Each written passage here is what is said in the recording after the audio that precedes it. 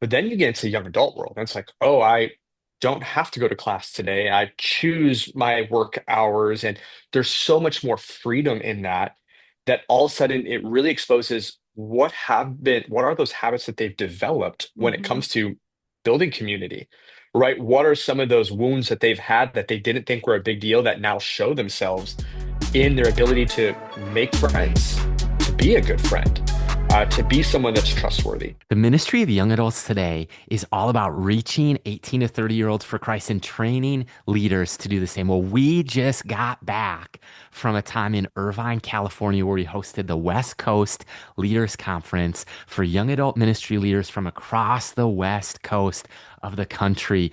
And man, this is a vibrant community where God is moving. There is so many churches starting young adult ministries, strengthening young adult ministries. We were able to worship together, to have roundtable discussion. We were also able to hear from different lead pastors like Pastor Eric Geiger from Mariners, where God is moving on Thursday nights every week. We're also able to hear from Dr. Glenn Packiam from Rock Harbor Church. That was one of my highlights. And our friend Dominic Doan shared on doubt and faith and deconstruction. And you guys, God is on the move. There's a hunger in young adults, but also in young leaders as we just aim to equip discipleship pathways in the local church, on college campuses. Thanks for your prayers. Thanks for participating in this podcast and in giving to this ministry. God is on the move, and just had to quickly share a couple highlights. Thanks, fam.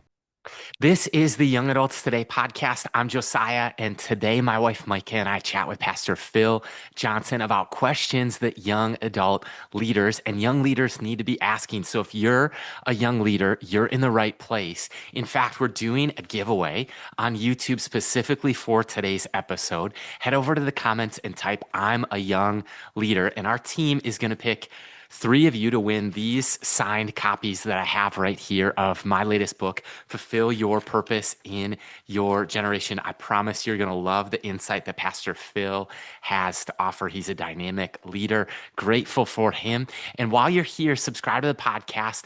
That way you'll be in the queue, and this will become a part of your growth rhythm. Every Monday, we drop new episodes.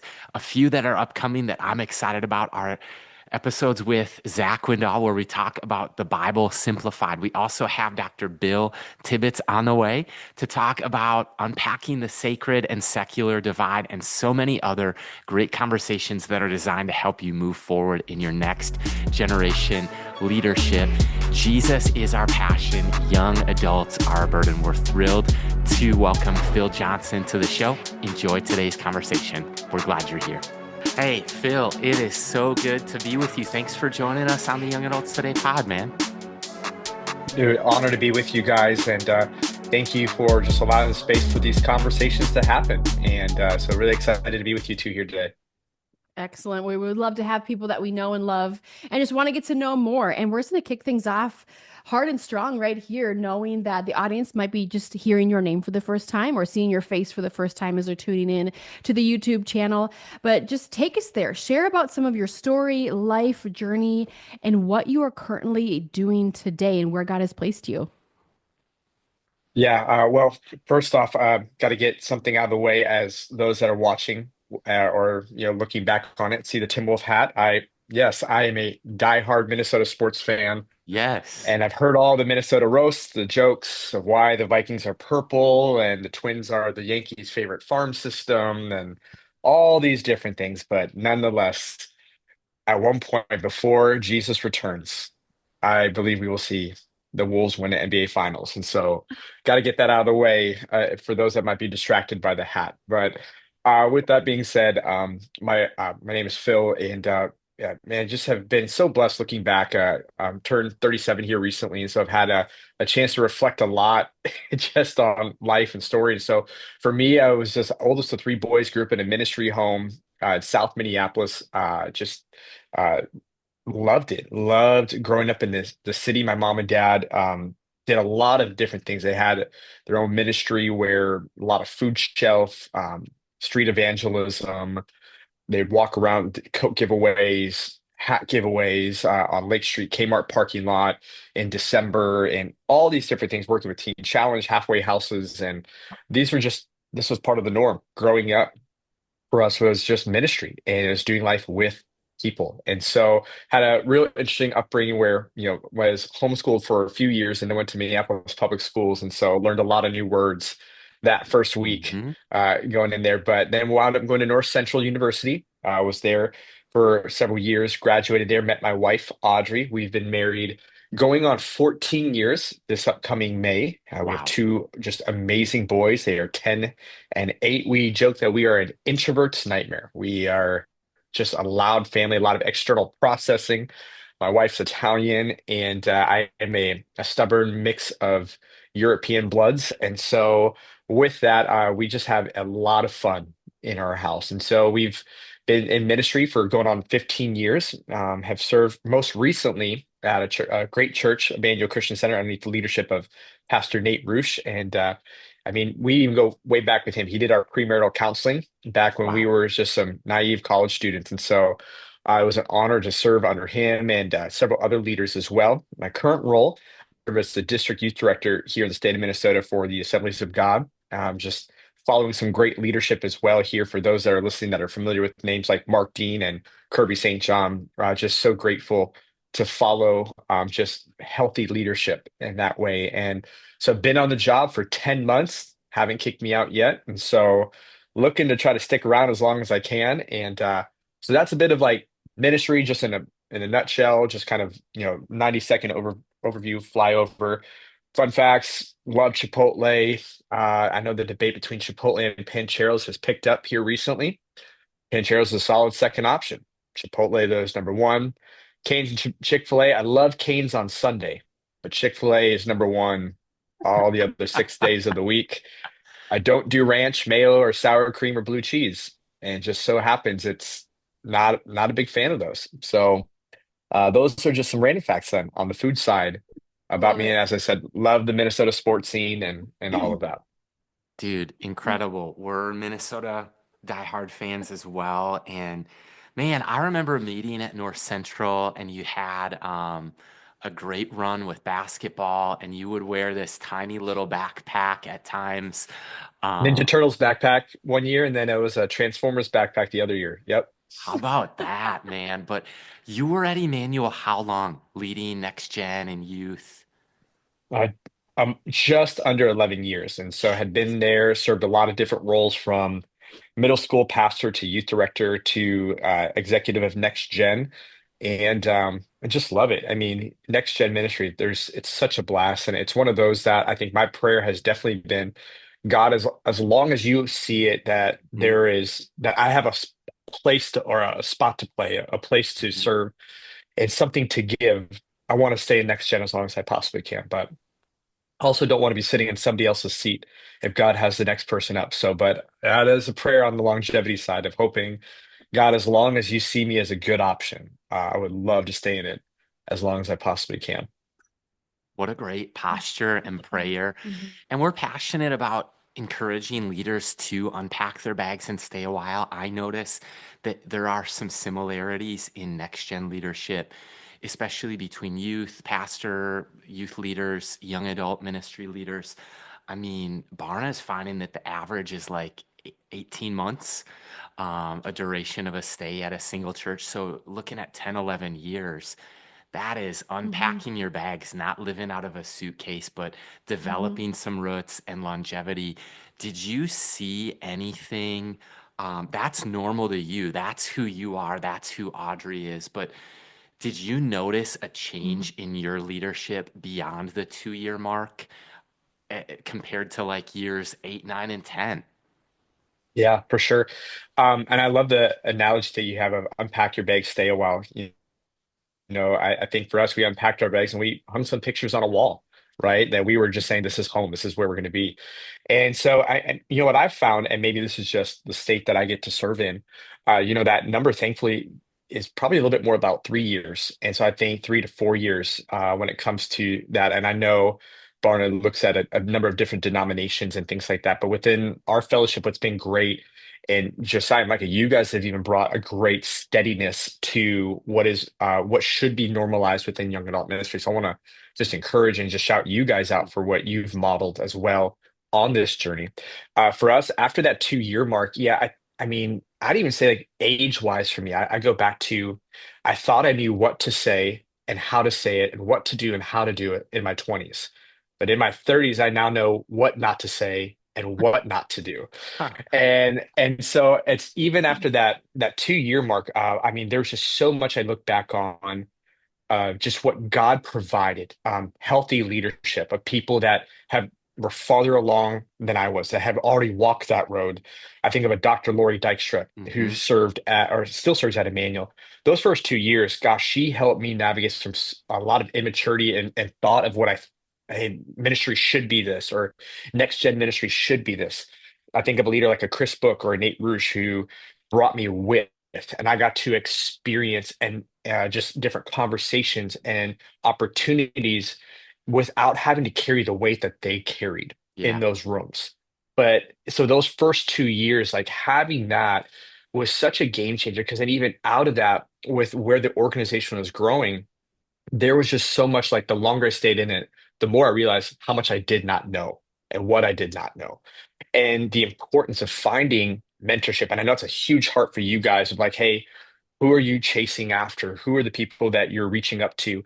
And so that was a very surreal moment for me because I had this breaking moment, and I know we'll get to the failure moment question later on, but there was a moment at year two, like man, I just felt that breaking moment because I tried to do it all on my own, Wow. right? Young minister, you have all the ideas and the vision, the passion. You've heard the TED Talks back when TED Talks were a thing, right? I remember. But like the original reels and podcasts were TED Uh-huh. Talks. And but you have all this content, you're like, oh, I know what to do. I know what to say. And you try to operate out of this overflow of your own strength and mental idea. And I just got crushed. I just remember like kind of this real like keen turning point for me ministry wise where I felt like God said, hey, if you're ready, I would love to help if you're Whoa. ready, I would Whoa. love to kind of show you what it is that I actually want you to do, what I my vision for where you're at, part of my assignment. But I want to make sure you're okay. If you're done doing your thing, then I would love to step in and help. So that happened for me right around that 2 year mark. That just was a big, big game changer. And I mean, we can get to it later on, but like you start adding kids to the mix, and then different like lifestyle rhythms it changed. But the big common denominator for me was having a safe place to fail and discover what it actually takes, what it actually is needed to be a person of longevity. And mentorship was a huge part of that. Coaching was a huge part of that for me. And having that environment, whether that's a staff that you serve on or mentors and leaders that you've chased down, those were some things for me after that 2 year mark that were just a game changer when it came to just kind of mindset shifts and work habit shifts moving forward. Yeah, it's so good. Thanks for going there. I think if we really were to step back and look at and take a reflection of ourselves, of inventory of like, where am I functioning in the flesh? And have I even teamed up with the Holy Spirit and what God has assigned me to do? Wow. Because the position might be there and the assignment hasn't changed. You just haven't started yet. You're like, Exactly. oh, what's the syllabus say? That's my job description. Like that's what God's asking me to do. And I think sometimes, if we're honest, we might be able to look at some people or some forms of ministry that did not have that experience that you had until they're like 15, 20 years in, and then they're 40, 50 years old. And they're like, why isn't this working? I'm giving up. And then there's a burnout and there's the prioritization, like you said, of the different seasons and offering not only yourself grace, but others grace of realizing like, oh, we have one kid. Oh, we have two kids. Oh, there's a move. Oh, there's X, Y, and Z taking place. And knowing that your heart is with next gen and that you are willing and able to serve there, even just taking into consideration in the next 3.5 to 4 years, Alpha generation is going to be on the college campuses, Yep. enlisted in the military, Hmm. in the workforce. And your young boys are not far from that. They're 8 and 10. When you think about them and you think about the people that you've been able to serve and the families you've been able to serve and the role that you currently have, from your perspective, why is young adult ministry so vital in our day and age? Yeah, it's such a great question because I think the dynamics that young adult ministry and next gen ministry in itself have. is you with Z stepping in, because Josiah and I had talked about this previously, where Barna kind of had this halftime report for Gen Z, like, hey, where are they at? What have we learned? Alpha's coming into high school, and now they've given a name for the next one, which is beta at this point, right? Mm-hmm. And so just to stress us leaders out more of trying to figure it all out. But I think on the next gen side, what's interesting is you have boomer, millennial, and Gen Z parents as well with multiple generations beneath that. So when you're looking at what are some of the strategies, what are some of the things that we're doing? I think there's an importance of getting back to what are those like non-negotiable common denominators that can connect multi-generationally, right? That are, I mean, just that things that people are navigating. Josiah, or yeah, Micah and Josiah, we were talking earlier about this need that they just want to, hey, I want to do something that matters. I want to do Totally. something that like what's my purpose? And every generation has felt that. Every generation has asked that question, why am I here? I want to do something that leaves a mark. I want to make a difference. And so continue to not get so caught up in some of the trends of culture when it comes to like what's fun to talk about, what's interesting, like, but to really go the function of a development of a human being, right? Of like where they're at in that stage of life and those common denominators. And that's where I think young adult ministry is so important because it's really part of the top part of this trellis. Like if you think of a trellis, and the bottom part is that kids ministry, like they're getting a root system and they're beginning to connect. And how are they growing? What's some of that trajectory? Youth ministry is at that spot where it's a little bit more exposed now. Some birds can begin to pick at it. You got some squirrels that are climbing on it, but then young adult ministry, it's like you get to the top of this trellis, right? And it's like, what are these like? Is it going to begin to tail off? Is it going to begin to fall off the trellis? Is it going to begin to lose some of its structural integrity, if you will?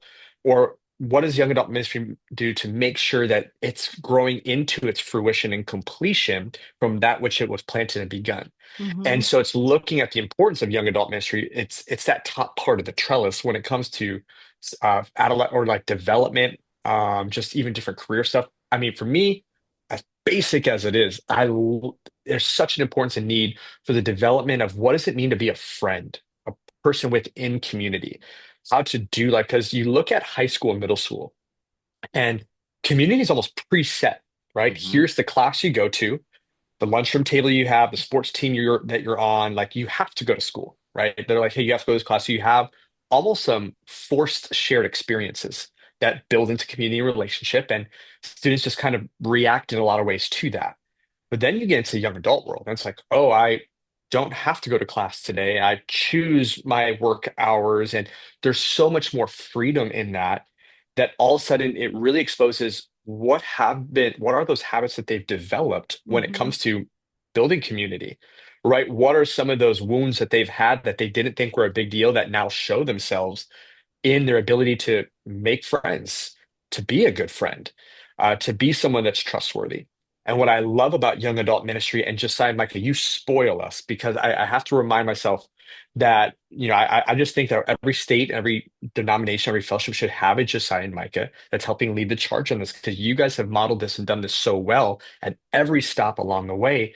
It's you begin with what does community look like? What's the temperature in the room and what do we need to begin to adjust so that people, when they come in, don't feel a click or they don't feel like, oh, I don't belong here, but that no matter where they've come from, what just kind of things that they've experienced, they can still find a place to belong where they feel seen and valued and heard. And that is something I think young adult ministry has done, or why it's needed as the top part of the trellis, as they are stepping into this real world, whether they are in college, whether they are just young professionals, whether they are still trying to figure things out. The scope is so broad. The need for something is like, hey, here's a place to gather, and let's just continue to have a conversation within the context of community. And I think there's such a safety that's provided, as I had mentioned earlier in my journey, that first 2 years, I had a safety to fail, ask questions, to learn without it feeling like I was costing or holding somebody back. And I think young adult ministry does that, and why it's so important is it's a safe place to go, hey, what does it mean to be a functional human now that I'm on Mm-hmm. my own? What are the things that I thought were normal that actually that's not normal? Like, hey, like I thought I knew this, but I realized there's so much more to this. And young adults provides that space and context, especially then in discipleship. as they're growing as followers of Jesus. And so I know it's a little bit of a longer answer, but that is something that I've seen on the next gen side with the just the different examples of just why it's important and why it's super needed. Wow. I mean, Hmm. Phil, that's our heart. And you said something that I'll just because we put it out in front of the listeners and viewers, like one of our prayers in the next 10 years is to see somebody in every state who is a champion of the cause of Hmm. young adult ministry, in every district, in every denomination. I think that that's one of the things that we're praying is almost an impossible prayer, or the Mark Batterson Hmm. circle in prayer. Every single state needs somebody to be rallying people locally. Hmm. And so, man, if you're listening and you're Hunter Perry in Queen Creek, Arizona, I'm thinking of you.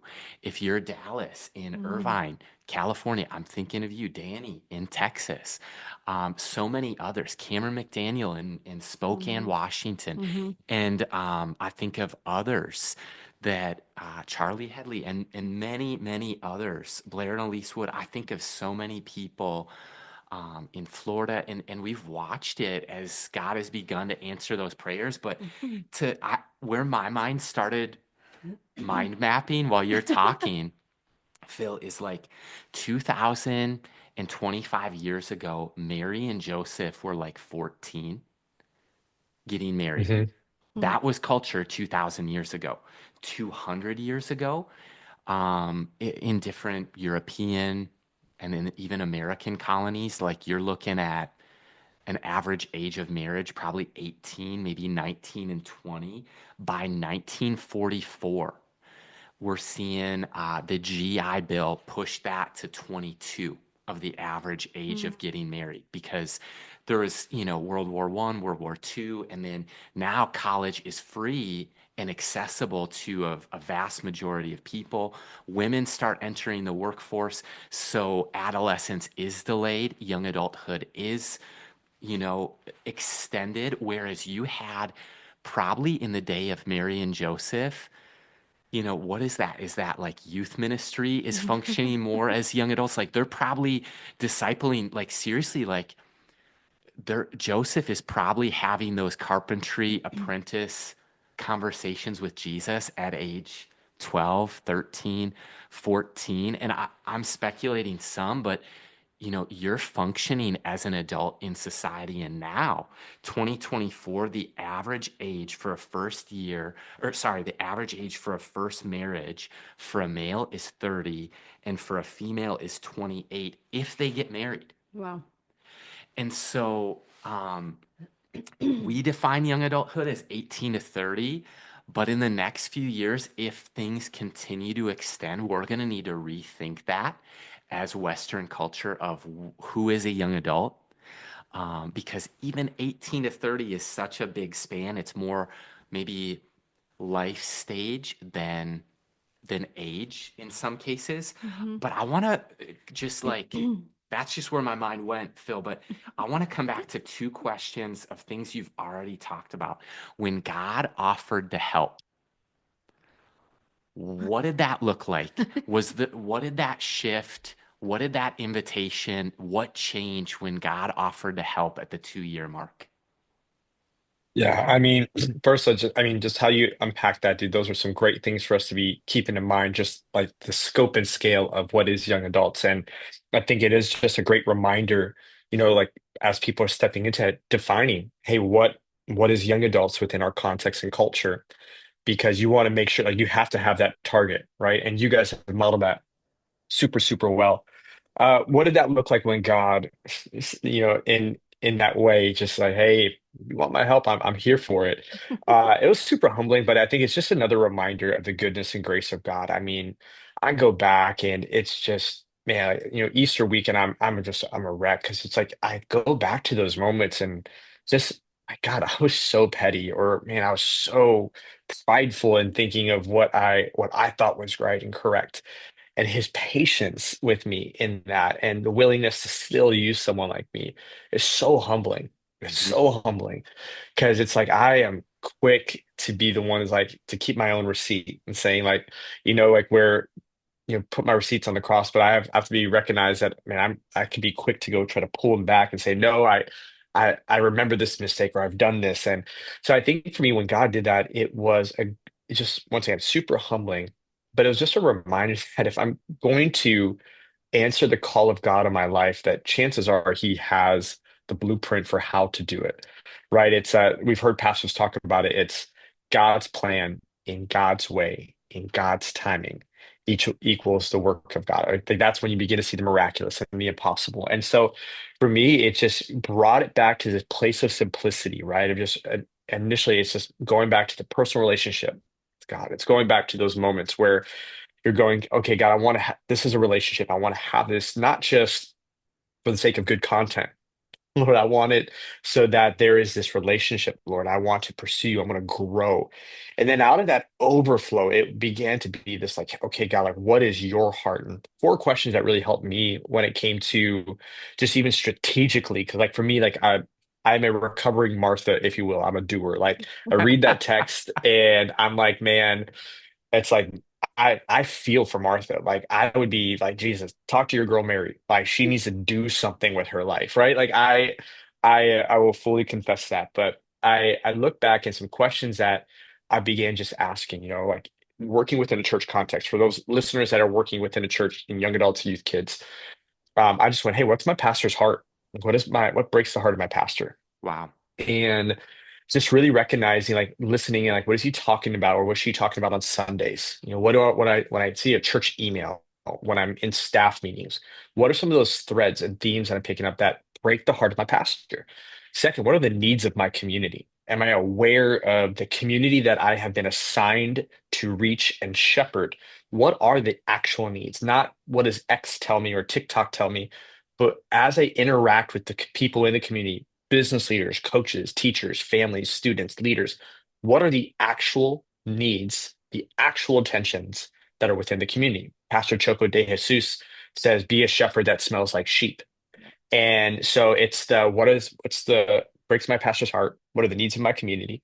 And then how am I wired? Like, okay, God, like what are the things that Lord, I sense that I am uniquely gifted and wired to do Psalms 139, that I sense this is knit inside of me. And then finally, like, okay, what does the word of God say to do, Hmm. right? There's a lot of common Right. denominators there. Like, as you're discovering, like, okay, what am I called to? Like, there's very basic things that we're all called to. Matthew 28, right? We're all to go and make disciples of all nations. It's like, so there are very practical pieces there.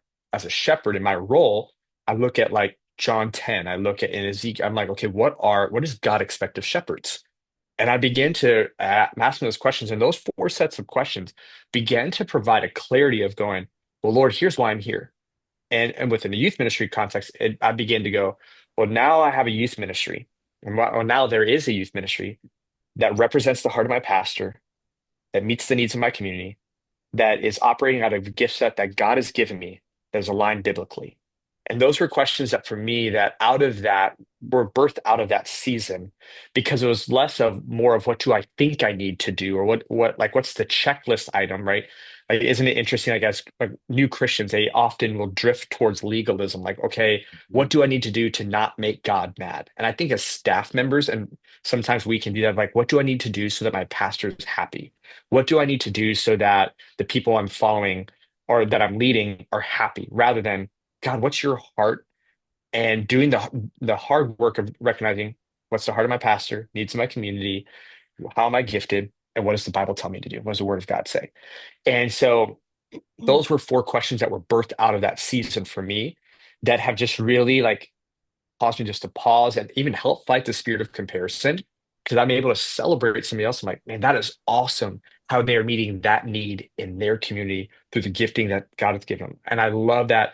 Yeah, their pastor is going to talk about it because chances are it sounds like that is something that's near and dear to their pastor. And I can celebrate that they know and that they are shepherds that smell like sheep. And so that has helped me even in that spirit of comparison that came out of that season after God offered to help, if you Oh will. my gosh. Those four questions, Phil, are like a master class. Oh Mhm. my gosh. That is From so failure. So isn't it fun? Like the things that people will affirm you for most come from the like the deepest part of brokenness of seasons. Like Yeah. I remember like back in that gosh, man, because we were new parents. Audrey and I think that year, Audrey and I fought more, bickered more than we have in all of our marriage, right? It was approaching burnout because of what I've done, nothing that the church asked me to do. It was all on me and what I had said yes to. So it's funny because it's like those questions came out of a spot of like, this is God helping and just kind of providing that. And it just became this like thing of like, hey, I don't need to be something. Like I don't have to try to figure out what do people expect of me and how do I be that? Just Hmm. going, man, what breaks their heart? Okay, God, what are the needs of the people that I'm with, this team, this community, this school? Because it could be applied to every context. Right. And then God, how am I wired?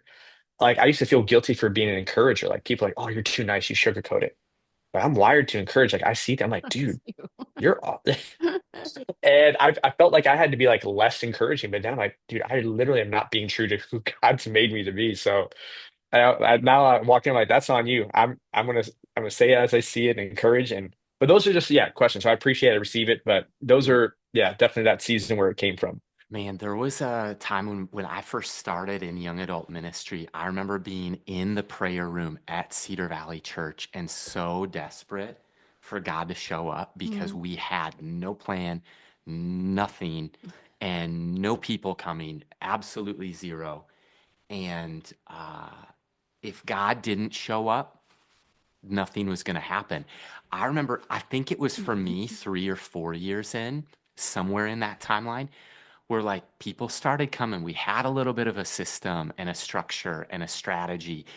And I felt like God got me out of living the same year over and over and over again. Of an invitation for me, it was almost like a whisper of like, do you remember that dependence when you first started? Like, and so that's been something that I've wanted to not lose. Mm. Um, I don't want to be confident in what worked yesterday or, you know what I mean? Like, hey, fresh wind, fresh fire, new wine, new wineskins, dependence on Jesus. I think it's a reminder of Lord, take me back to my first love. And in order to be a shepherd, like I need to be a sheep, but I also need to smell like the sheep. And I just love that saying because it couldn't be more true. It's just like if you want to be effective, if you're saying yes to God and you're walking in cadence with Him, like He will present the people and the opportunities, and there will be people in your fences, and there'll be people in your ministries and in your churches, in your congregations, or whatever that looks like with your contacts. And like you get to, you don't have to. I think that's Beautiful. sometimes, and I think anybody listening has probably had the exact same moment or similar moments, Phil, where you're like, wow, I'm functioning on my in my own flesh. Like I'm in the driver's seat. Like, how'd I get here? Isn't this about God? Like, this is what I did, but is this about God? And we have those pullover moments in the vehicle where we switch seats, buckle up, put our helmet on, and say, okay, Lord, I'm trusting you. Now let's do this. And I'm gonna have those dependent, Hmm. surrendered moments. And Hmm. Lord, take me back to that reminder of this is not about me. It's not about me building my kingdom, it's about God building his. And I think so many of our listeners, whether they're pastors listening or young adult ministry leaders, two things they're looking for is number one, community. We all need community. God designed and built us for community. But two, we have dozens, if not hundreds, of conversations each year about mentorship and that how young adults want to be mentored. And I know, like, I would love to leverage my time and be like, hey, 10 ladies come to my house every week. I'll mentor every single one of you. But you know what I mean? Like, let's leverage our time, leverage whatever, and not make a connect or a life group out of it. But people want that one-on-one mentorship. They want to be discipled. So when it comes to that, two questions with that: where should people be going for mentorship? And what should people be looking for when it comes to mentorship? Such great questions. And Micah, you do such an incredible job of like articulating just kind of like the the tension people feel and putting verbiage to it. Yep. And just even like what you're referencing Because with the I've been sheep. there. Well, because like, Psalms 23, like I did recently did a study on Psalms 23 and what was so like I know you guys have had these moments. You look through the text and you go, how did I not catch this? Right. And recognizing how David, as the author, who had been a shepherd, puts himself in the place of a sheep to make God the shepherd.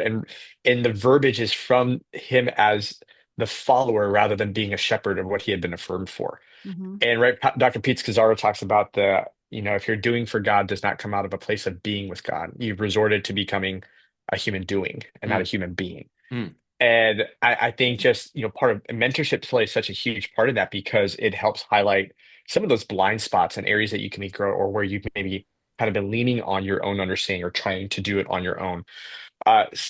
There's been a couple different types of mentorship that I usually encourage people to pursue, right? Like it's first, what are maybe those seasonal mentorships? Like, right now, been in a new role that's been, I mean, I'm still learning so much. And there's guys that I've chased down that are like, they might not be lifelong mentors, but they are people that, hey, in this season, what they have, there's a specific area. I'm going to chase this down. And it might be one conversation every month that I'm texting them ahead of time, like, hey, in the next couple of weeks, if you have 30 minutes, here's my two questions, or here's my three questions. Because I think it's such a disarming thing for like none of us really have time. Like I think if you talk to a young adult, a career person, like everyone's busy. So I think the ability to recognize what is it, as you're sharing, what is it that I'm wanting to learn, right? yeah. What is an area I'm wanting to grow, and not pursuing mentorship for the sake of, hey, look who's mentoring me, as a kind of like an accolade, if you will, but recognizing, hey, I'm passionate about this area. I'm wanting to grow in it.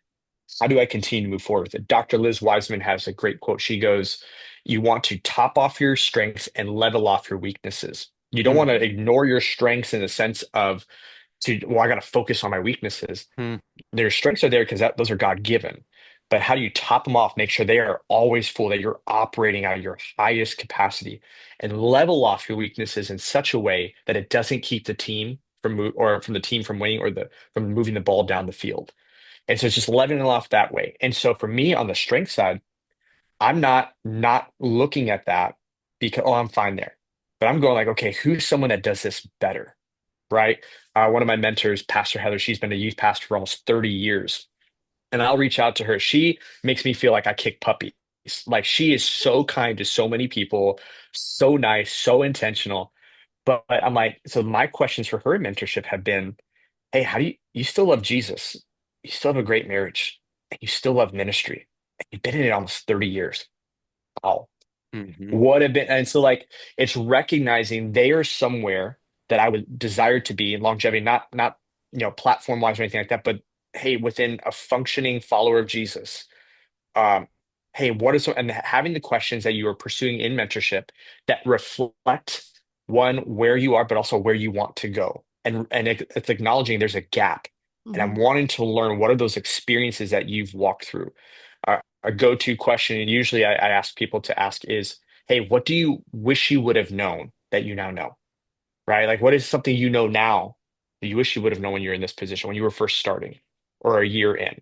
And asking those questions with the intent to apply all that experience that they've had. So I would encourage people, is it a seasonal mentor that's not hey, let's meet for an hour every week for coffee for the next 6 months? It's like, it's gonna be a little tougher. Like my pastor Nate, my lead pastor at my previous church, I would consider he mentored me in college, but it came from me just dropping him off at the airport when he was one of the VPs because I just wanted shoulder time with him. Now, granted, he thought I drove too slow, so he would drive to the airport and I would ride in the passenger seat, and then I Hilarious. would drive his car back. But then I came with questions. I knew I had time, Uh-huh. and I would let him know, hey, here's three questions I have, and I would think about that ahead of time. And what I found is if you honor a mentor's time, chance, like even if like, hey, I know we're at the end of our 15 minutes. Hey, we're at the end of our 20 minutes. I just want to respect your time. They're gonna go, no, hey, I got another 10. That as you think ahead and show that you are respecting of the time and the questions you prepare for and the time that you're asking for, mentorship is a lot more available in that. So I'd say even what they're looking for a mentor is someone who is in your lane, that's been in it longer than you've been in it, that's have had a little bit more life lived that you can glean from with Hmm. that. To chase that down, be realistic in what you're asking when it comes to what it is that you're like, how often you're wanting to meet, the frequency of that. Then I would also say look for just innovative ways to be mentored. Like that's why I love reading books. I feel like I get mentored all the time by whether it's different authors or just even characters and or just like disciples and followers of Jesus in the Bible. Like I'm constantly being mentored by Peter. I feel like whenever I read stories about Peter and Paul, I'm like, gosh, like I feel like I'm learning from your mistakes right now, Hmm. or pieces like that. But it's also recognizing there's opportunities to be mentored in ways that might not just be across the table at a Starbucks or at a Chick-fil-A, where those are super beneficial and good. There's still other ways to continue to pursue growth and development through mentorship of what others have walked through books and things like that. That's great. Man, I'm reminded of John Maxwell, who's kind of like sometimes the gold standard when it comes to leadership in Christian spaces and outside. He talks about a defining moment when he asked John Wooden to be his mentor. And John Wooden, I mean, this legendary, I mean, college basketball coach, best of all time, maybe in the I runnings. met him, by the way. Did you really? Fun fact for you. Oh my gosh. Yeah. He came to our college way back in 2005 or Wow. 6, 2006. And he spoke, and he was like Johnson probably Goat. 90 then. If not, he looked like it. It's a young 90. A young 90. But Anyway, sorry. so Maxwell goes like, "Hey, John Wooden, I've got some questions for you." And people ask John Maxwell, "How do I get out of the pile at work? How do I get out? There's a pile of people that all want to be mentored. How do I be the one that gets picked?" Hmm. And his kind of like response to that was when he asked John Wooden to be his mentor, he showed up, legal pad, questions. I've got these questions to ask. And then Wooden was out of time. But he goes, "Well, we didn't finish. I've got more time tomorrow." And they developed this friendship, had a phone call every week or whatever it was. And so I think you get what you ask for and Right. showing up with questions. And I mean, even to your point about pain point, what's the point of your life or leadership that is the weakness that needs to be leveled off or the strength that needs to be topped off? How do you like identifying it and then who could help you get there, That's so good. who's done it? Like, man, I remember talking to George Camel, 34 years old. On this podcast, I was so inspired because he paid off his home at age 34. I'm like, George, I don't know anyone else who's done that. How did you do it? And I think if you can get in places of hearing what God's done in people's lives, how did he do it? How did they do it? Learning from them, and that doesn't mean you put on their armor or you live their life, but learning and the posture of all time lifelong sponge mode, I think is the goal for every leader listening. Be a sponge, soak up being a student, being a lifelong learner. For sure. Go And ahead. to add to that, I think it does though require a spirit of humility of going, there's stuff I don't know. And I think that sometimes, whether it's through insecurity, a leader will pursue a sort of affirmation for what they've done or who they are that would limit them to just even the need for mentorship or for mentors wanting to speak into it because when you approach it with that posture of, hey, look everything I've done, don't you want to mentor me? It kind of begins to put up a wall. They're like, you know what? I really don't have time. But to Right. have that spirit, Mm. as you were sharing, like this of humility of like, hey, I've really respected that you've done this, right? You recognize the homework. Josiah, you do a phenomenal job of this, right? It's you're going, hey, Mr. Campbell, you've paid off your house at the age of 34. It was specific. It shows that, oh, this isn't just some random thing. He's like, you're like, I've seen that you've done this. How did you do that? Because I don't know anybody else that has. It validates what they've done as the person that you're seeking out. It's like, oh, they see that this is not normal. They see that this takes work. And it's a posture that you take that when you're approaching mentorship, that you're communicating to them that you've done your homework, but that you're also at a posture of like, I want to learn, a Hmm. lifelong sponge, as you said, because I think, that pile begins to get compiled when, they're just like, oh, I just want to kick it. You're like, oh, you want a friend? Well, hey, here's a young adult ministry, right, that I would love to invite you 100%. to. Yep.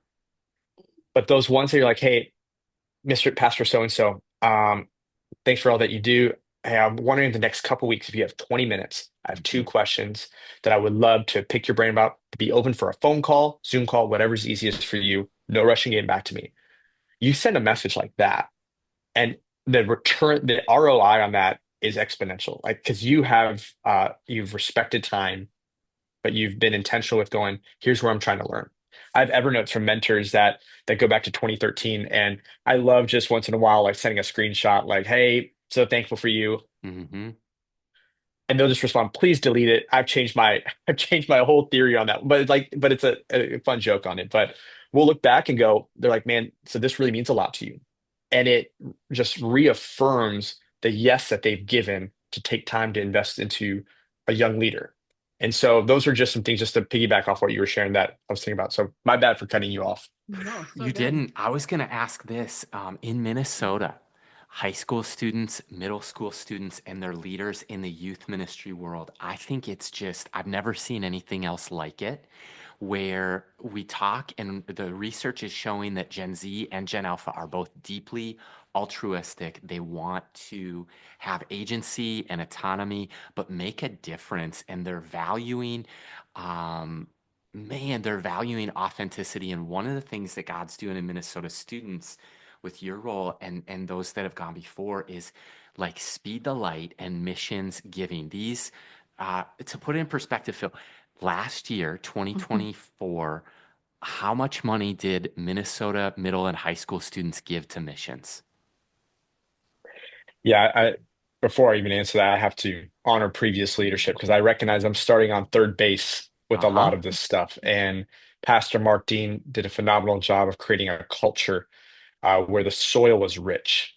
That seed found great soil. And I look at Kirby and my predecessor, who served in my role for 7 years, and to watch how he continued to water and cultivate the soil to where it just continued to grow. So I stepped in last year and we saw Minnesota students, middle school and high school, give over $2.4 million or raise $2.4 million for missions. And I think when I look back and I travel around the state, and I love capturing stories. Story is such like I'm a nerd for a good Mhm. story, and I love capturing and sharing it and listening to what God has done or is doing through the next generation. So what you're finding right with Alpha and Gen Z, it's I really feel like these pastors, and I can't take any credit for. I look at these pastors and these churches, they've offered students an invitation to get in the game.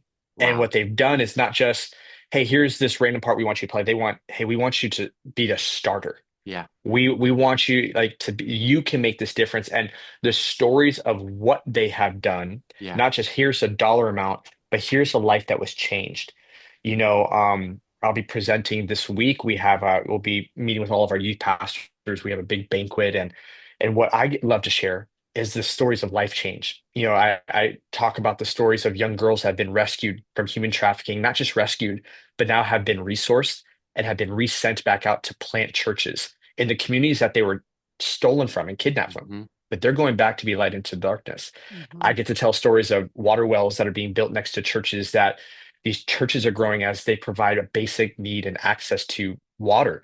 For people in villages, I get to tell stories about church planners and missionaries that are in countries that we can't name that are leading people to Jesus in the back of a vehicle that students paid for from Minnesota so that people can go around because they can't even go in coffee shops anymore because of the attention that they're drawing with the amount of people that are coming to faith. And those are stories that I love telling because I go, I had nothing to do with it. I mean, my part is to tell you what God did through the student. And those stories, as they're shared, you're watching more and more students go, I can I can actually be a part of that. I can make that difference. And, we like to take trips then as well. So students can kind of see like, hey, where are these missionaries going? And what are they part like this last year, our aim, it's our missions kind of department, our missions arm for next gen took over 21 trips with over 300 students and leaders. And the previous year they took 24. So in 2 years, I mean, and then other churches that aren't part of AIM, you look at Minnesota, we've taken over 60 trips in 2 years with over Wow. 1,000 students and leaders. And you're watching that it's not just a giving of finance, but it's like, hey, here's my talent, here's my time. And it's this holistic approach when it comes to a missional mindset of going, man, just if one more person hears about Jesus, until all know that there's this unity that's come from the top down in our leadership that then goes to our churches, to the volunteers, of families and leaders of going, this is what we do. Mhm. Missions, like this is the heart of our God. This is why Jesus came.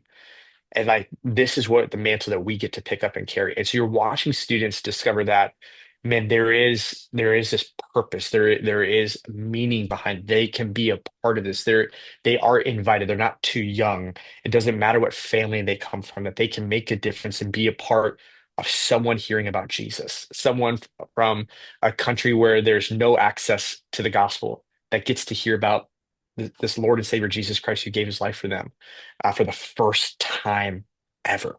Like, Micah, you referenced it earlier, like going back to that moment, like I remember when Jesus changed my life. And like, Mhm. like tell my boys the story here this recently. We went and saw the movie King of Kings, and I start crying in a movie, and my son's like, Dad, why are you crying? Like it's an animated film. This is a And I cartoon. just started, yeah. But I started telling him, like, hey, I remember when this became real for me. I remember Wow. just recognizing, like, Jesus, you did that for me. And we get to be that for someone else Yep. through just the raising of some money. Whether and how they do it too is so crazy, dude. You got kids running. Like we're interviewing a couple kids this week. They biked almost 200 miles to raise money for missions. You have students that will make Christmas ornaments or have run a 30-mile race or have sold a car, like just crazy things for missions. Yeah. And so it's something that's just come from the top down, that's been a holistic approach that with that story and keeping the main thing of why we do it has been a game changer for our students and inviting them, like you said, as there is that need. I want to make a difference. I want to do something that matters. And inviting them into that process and story has just been incredible to watch. I love that. I think one prayer that Josiah and I have is that young adults would get involved with the similar thing, that they would raise millions of dollars for people in missions and they would give sacrificially. And what we're finding is that a lot of young adults coming through the doors have never given before, don't understand the tithe. So, what you guys are doing throughout the state of Minnesota and how you're bringing awareness to middle schoolers and high schoolers and teaching them how to what? Sacrificial. That's the word. Yes, give and team up with like how you described it is like it starts here and it trickles down to that 12-year-old girl who's like selling cattle and raising money or selling eggs. And it's just the crazy stories that you do here. You're like, I would have never thought of that. That is so creative. And I think that's a part of the fun, a dynamic that God has wired us all differently to utilize the strengths of creativity, of art, of photography, of running, of biking, whatever those passions are, to raise awareness and to raise funds in that process. So that's one of our biggest prayers, is that young adults would also capture that vision and do something about it because they want to. I just don't know if they've always been given the opportunity to get involved to the Right? degree Right? that we're seeing. Because even for example, so we have the weekend every single May at Lake Geneva, and 40 different churches are represented. Yeah. Yeah, a majority of them are probably AG, but there's a good chunk that are Came with a not. friend or came by themselves or Yeah. yep. So it's like they've never even heard of mission giving before and stuff like that. So that's just one of our prayers, that we love what you guys are doing, and you guys are a great example of how to do that creatively and how to do it well and make it fun, you know what I mean, in the process, and to see lives changed. So anyway, that's what I got What there. Well, and it's great because I think young adults have that similar attention. It's like, well, what can I do? Right? You Yeah. get out, you have student debt, or you're trying to figure out how to pay for this apartment. You're living with four other people. You're working multiple jobs. You're doing ride share and all. So you're figuring out like, what good can I do? And what I remember as a young adult, I'll speak on my story. I felt a little embarrassed that I couldn't give more than a kid, that I felt a little embarrassed that I'm like, hey, like, man, I'm hearing these stories of students giving thousands of dollars, and as a young adult, I can maybe give 50. But it was once again, it came back to a pride thing that I had to begin to bring before the Lord and to allow Him to do a work. What I've seen culturally that's really helped just in the areas that we've been when it came to creating that generosity, that heart for generosity and missions, right? And you guys modeled this well. It's like what you celebrate gets remembered, repeated, and replicated, right? If you want it to be remembered, celebrate the mess out of it, right? You're just going, this is a big deal to who we are. It's a value. It's part of culture. If you want it to be repeated, like, hey, like this, like we see this with our kids, right? We celebrate not just the act, but the behavior and attitude. Like we're like, this is what you just did. That was awesome. And then it gets replicated. Those that are watching, they're going, I mean, that's what gets it. Like they really celebrated $20 coming in or $100. Like I can do $20 or I could do Yep. that. And Hmm. it invites them in and creating that culture. And so just even now, granted, I'm an optimist encourager. So to talk about celebrations easy on that. And but it's not this whole like everybody gets a blue ribbon thing, but it's very much hey, like this matters and we're Yeah. gonna celebrate it and not be ashamed to talk about it, not to Right. talk about or to not talk about the story of life change, to not celebrate the growth from the church that went from $1,000 to $2,000. Incredible. One of our good friends, they in 10 years, they went from 10 years ago, their youth group raised $1,500. Last year, they raised 126,000 for missions. Wow. But it was a 10-year journey for them, Yep. right? We've celebrated the growth along the way. There's a church we're celebrating Thursday night. In 5 years, they've gone from 1,000 to 2,000, 3,000 to 5,000, and like a little bit. And you see the momentum picking up, but that takes work. Hmm. And so I think the celebration part becomes a huge win and component in creating that culture. Oh my gosh. I'm encouraged by what you just said. I think leaders listening, we all can participate. We are all invited in. Hmm. And maybe it's the 0 to 1, or maybe it's from 1 to 2. Like, dude, yeah, and having that think long, dream big, and take the first step is phenomenal. Phil, how are you doing on time? Do you have 5 minutes for the 5 and 5? We got 5 minutes, yes. Let's It's like roll. rapid fire. This is like basketball game, shootout, whatever we're doing here. Slam dunk Dunk contest. Woo. contest. Okay. Number one, what is your dream in a sentence? Tamala being a follower of Jesus and a fan of people. Because everybody has a critic, but not everybody has a fan. Ooh, that's good. Oh my gosh. Hmm. Okay, what's a hobby we would find you involved in on a day off or for fun? Basketball. All right, here's the curveball, going back to baseball terms now. If you could ask Josiah and myself any question, what would you want to know today? What do you know now that you wish you would have known when you started leading in young adults? I think it goes back down to a book by Clay Scroggins that I wish was written about 5 or 10 years early, and it's How to Lead When You're Not in Charge. Such a good book. I Such a recommend good that to book. any new leader. I was like, read it. Yes. I don't care what your role is. Just if you're a volunteer, just read Yes. it. His concept of lead yourself, like Yes. just talking through that was so good. Man, for me, Phil, I think it's like we both have this heaven-minded urgency, but I think I would want to know like Dr. Glenn Packiam, he's a Barna Fellow, pastor at Rock Harbor Church in Costa Mesa, and I just heard him say this. He has been at his church 2 years, and he texted the chair of the board who brought him out there and said, I feel like you guys want this church to be bigger, and we can't get there fast enough. And the chair of the board goes, Man, I'm sorry you felt that way. We're such a big fan of you. This never has to be any bigger or any better than it is today. And Phil, I felt healed by that. And I wish I'm an achiever. I'm a driver. Like I don't think I've ever been needed to have the reins like giddy up. It's probably been more whoa, like Slow down. channel the energy, sharpen the axe so you can chop down the tree with less effort. But I think I wish there would have been some sort of a feedback loop of almost what you're describing earlier of Hmm. God is there and offering to help. So back to you, question 4 or 5. You're a reader. Maybe it's Ooh. how to lead with when you're not in charge, but is there a book that you would challenge every leader to read or to listen to? Man, recently, I'll just go recently. It was the book. I'm gonna get the author down because there was a newer author that was recommended. I mean, one that would be a honorable mention will be The Crucible of the Cross. Mm, And that was one that for me that just absolutely kicked my butt. But the one, where is it here?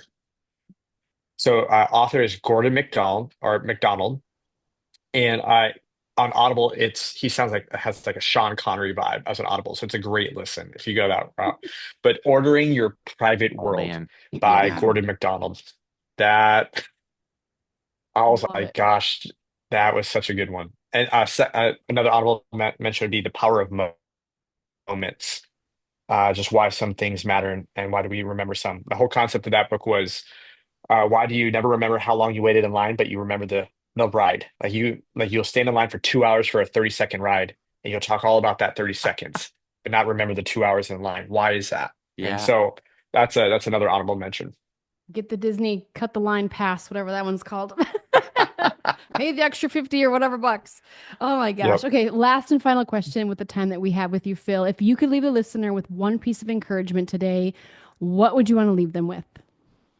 You're probably doing better than you think you are. It's one that nobody can beat a leader up like a leader, and nobody can hold a leader hostage like a leader with unmet expectations and all that. So, encouragement is you're probably doing much better and making much more of a difference than you realize. So, don't give up. Keep tapping back in. Don't tap out. Man, Phil, we're grateful for you. Thanks for your leadership and investing in this community today. Appreciate you guys. Go Wolves. Wolves and six.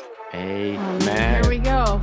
Hey, everybody, this is Micah Cornelia again with the Young Adults Today. If you are loving the Young Adults Today podcast, you are going to love the FYI podcast. If you're between the ages of 18 to 30, we come alongside those people who are longing to get some of those questions answered about adulting, life, faith, finances, and so much more. So tune in. You can give us a direct message. If you are between the ages of 18 to 30, have some amazing questions. We want to point you not only to Christ, but to the Word of God and Scripture that can hopefully help navigate some of those big questions that you are currently up against. We hope that you enjoyed today's episode, and we just wanted to create an opportunity for you to invest financially into the faith of the next generation. Young Adults Today is not only a podcast, it's not only conferences and camps. We do exist to reach young adults for Christ and to train leaders to do the same. But we're also a community network of young adult ministry leaders, and we're active to really provide events and resources to help you thrive in reaching the next generation for Christ. This ministry and nonprofit exists because of the generosity of viewers and listeners like you, our friends, our families, as Mike and I, and really we're extending that invitation to you. Your gift can scholarship a young adult to a camp, can scholarship a young adult ministry leader to a conference. It can provide really needed resources into the hands of those who need it. And it makes this podcast and all of the resources that we do, makes it possible. And we're so grateful for how these podcasts are growing and reaching and ministering, and also our camps and the conferences for leaders.